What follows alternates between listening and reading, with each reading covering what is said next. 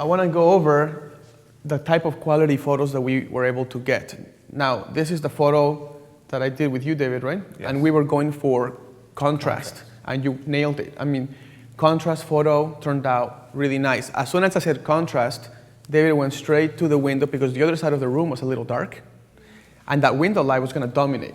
So good job on that. Also, the angle you chose was good. One thing I wanted to go over, when you photographed the first one, there was a piece of sun hitting the chair behind the guy. Yeah. Remember that? Yes. These are the kinds of things we need to look at. When you're shooting, these are the little details. Like you are under pressure right now, but you're always going to be under pressure when you're shooting. So if you have that little sun strip in the chair, you're going to have to move the diffuser, and you have to, and I call it again, neutralize the background, neutralize it. Right. Or if it's going to be brighter than your subjects, make it bright all the way. Like don't have one spot bright and then another spot that's kind of dark.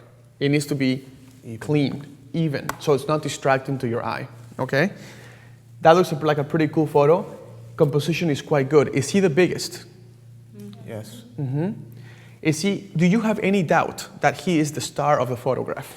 Nope. No. Does it have an element of professional photographic techniques?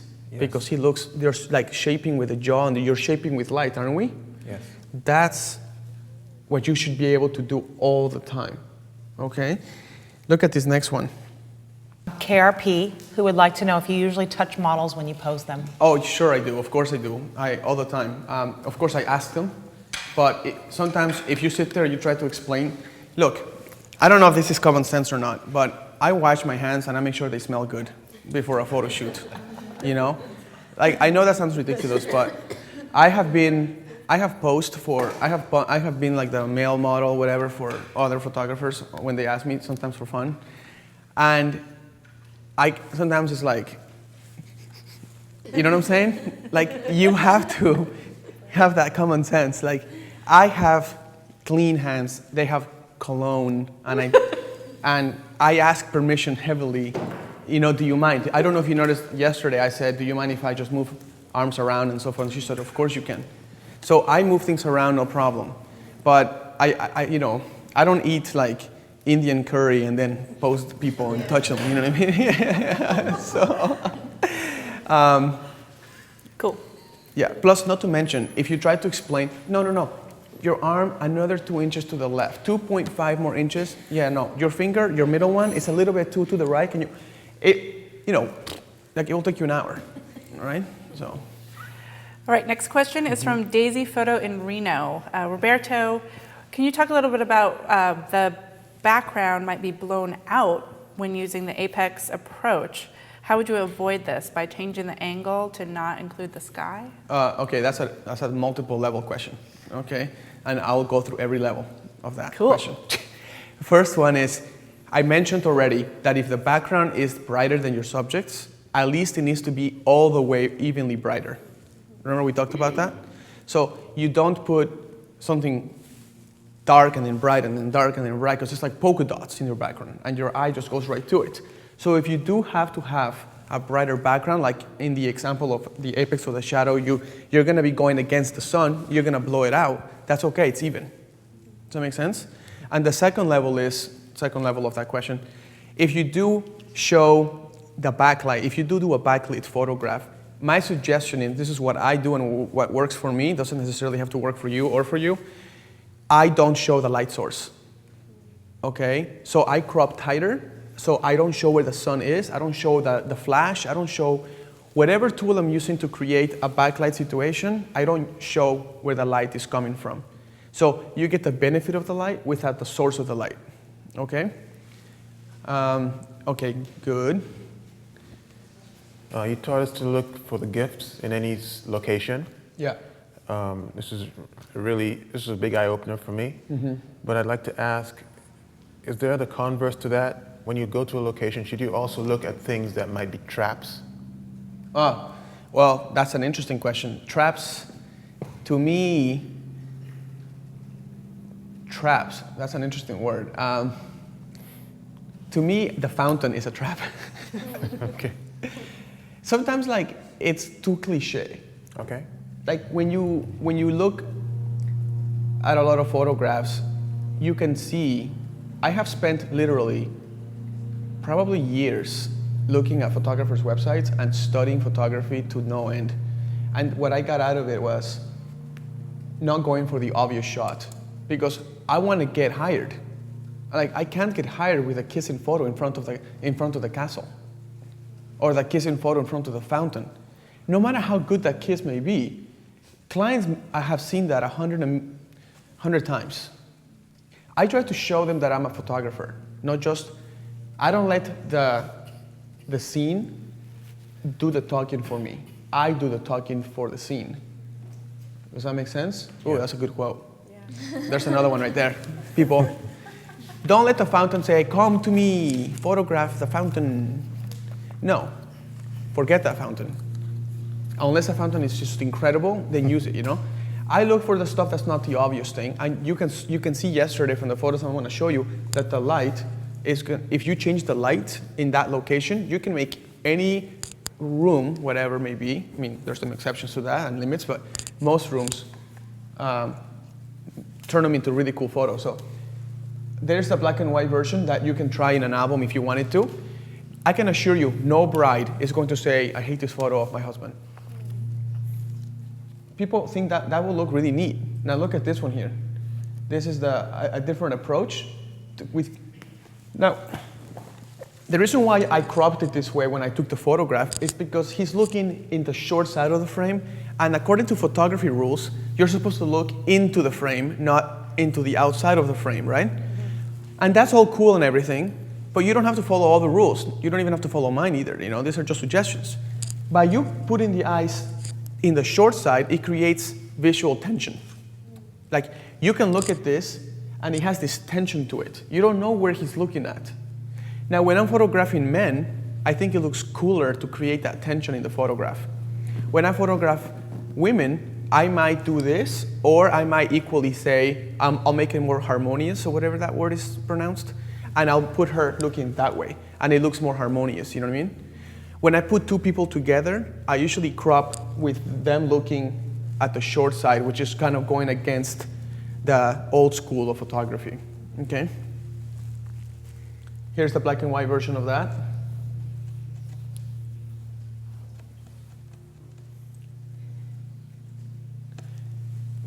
Look at the lighting on this.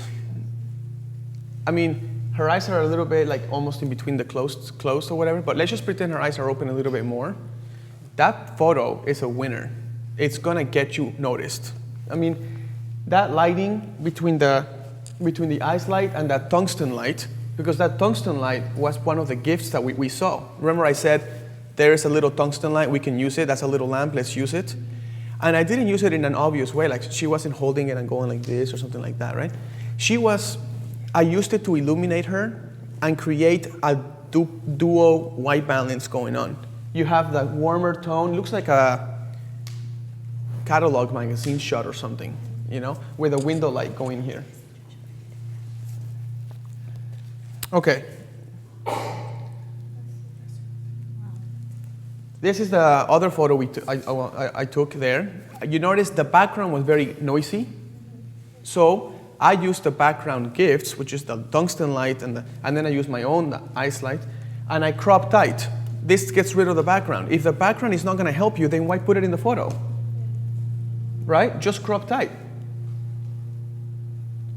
But we did use the room to have her sit down on the floor. We did use the chair to have her lean against it. And then we brought our photography skills to get the lighting to look like this. You see what I mean?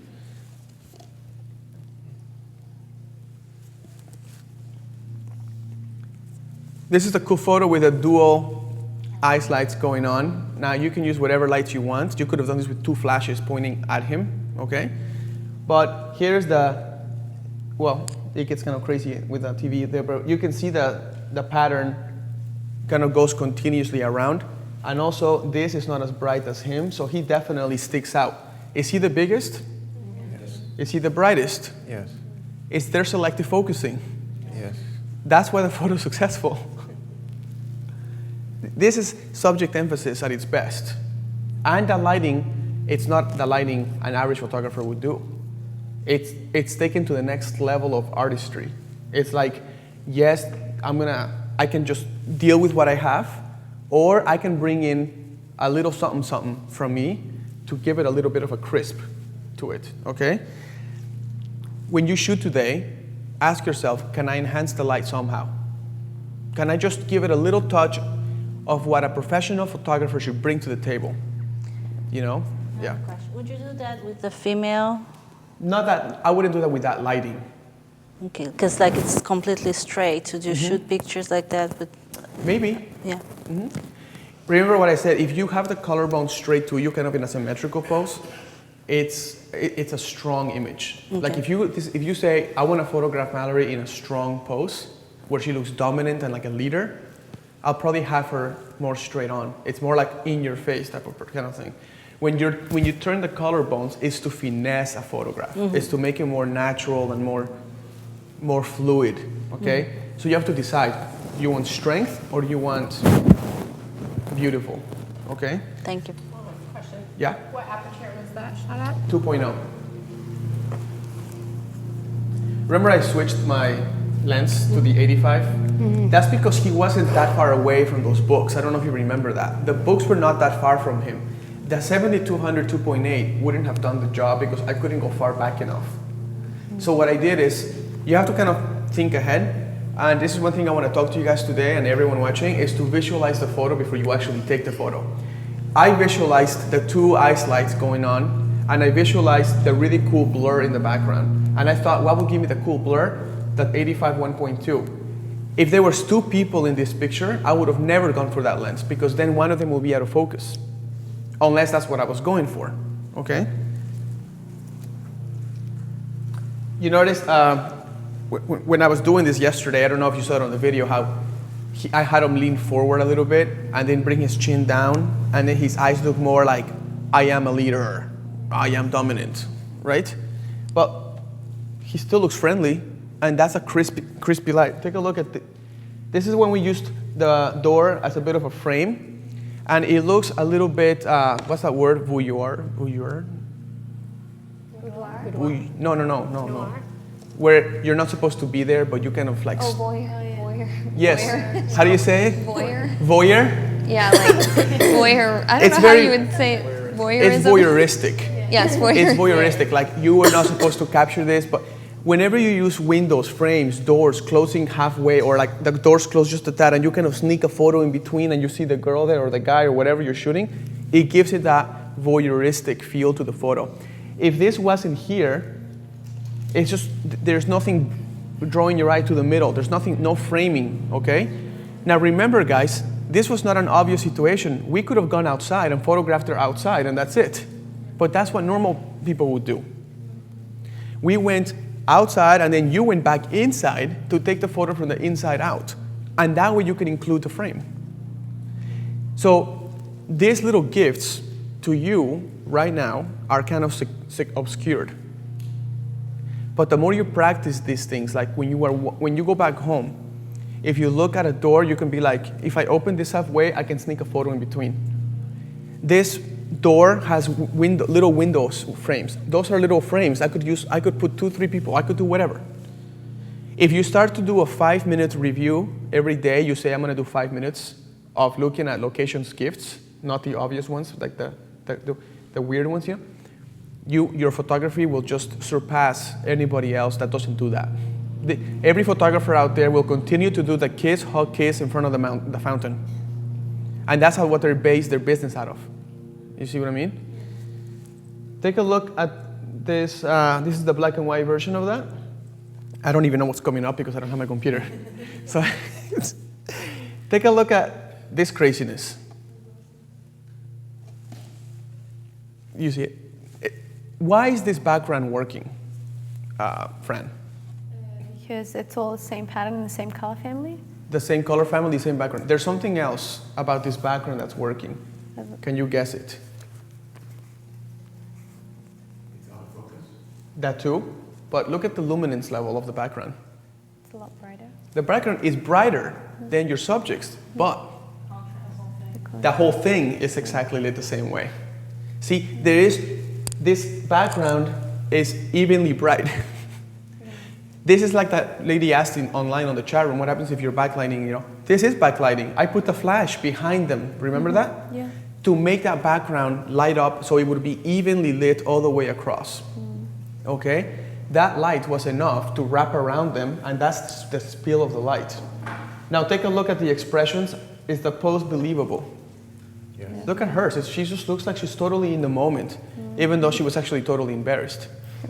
But like I said yesterday, it's okay to be silly for 2 seconds to create a picture that lasts a lifetime. Okay? I don't even remember what I said, but look at the body language here. Look at the noses, they're not facing each other.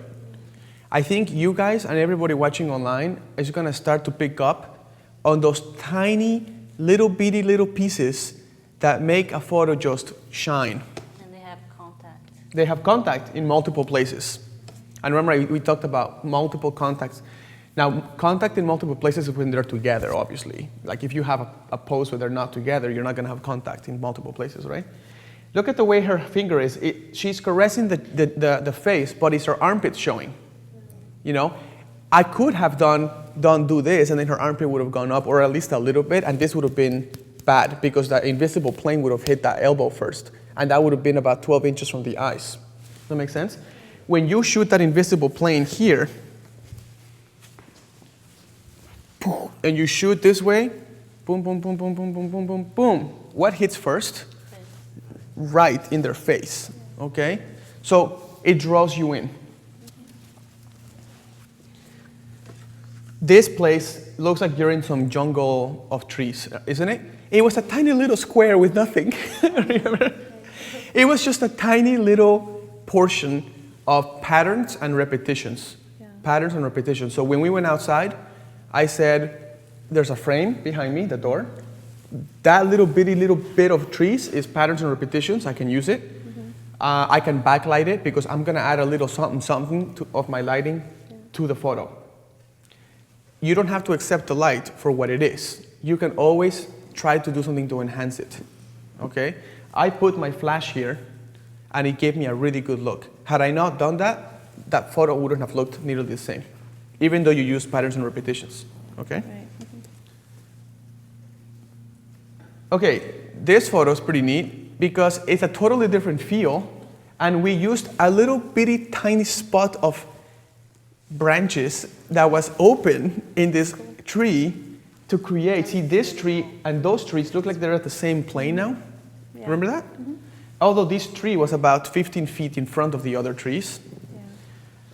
And I posed the bride facing the sun, so she would have clean lit, she would be the brightest person in the photograph. So let me ask you again, are they the biggest? Yeah. No. No. But are they brightest. what's in focus? Yes. And are they the brightest? Yes. 2 out of 3 is a winner. See what I mean? Because remember what I said, if you include a little subjects in a big scene, you're incorporating the scene into your subjects, right? So they don't have to be the biggest then, but you really should probably have the other 2. Okay? You notice every photo I'm showing you, there is no doubt in your mind who's the star of the show. It's them, okay? And it's them in different flavors. Like one is close-up, one is contrasted with a black and white, one is through the framing of the door, the other one is through the background that with the trees in the back, with the leaves in the back, with patterns and repetitions. I have a quick question. On that picture, I don't remember how close you are to the little tree. Were Far. you really far? Okay. With the 7200, when you zoom in, you contract the scene, right? So it didn't matter where I was. All I wanted was to be at 200 millimeters. The reason why is because at 200, I would crop out any part of the building that may show up. And remember what I said. I liked the tree and the trees in the background, but there was a building in the back of the other trees. Right. You don't include it because that's not part of the gift. The gift was the trees and the color elements were all part of the same family, so stick to that in your background. Don't add any more. Okay?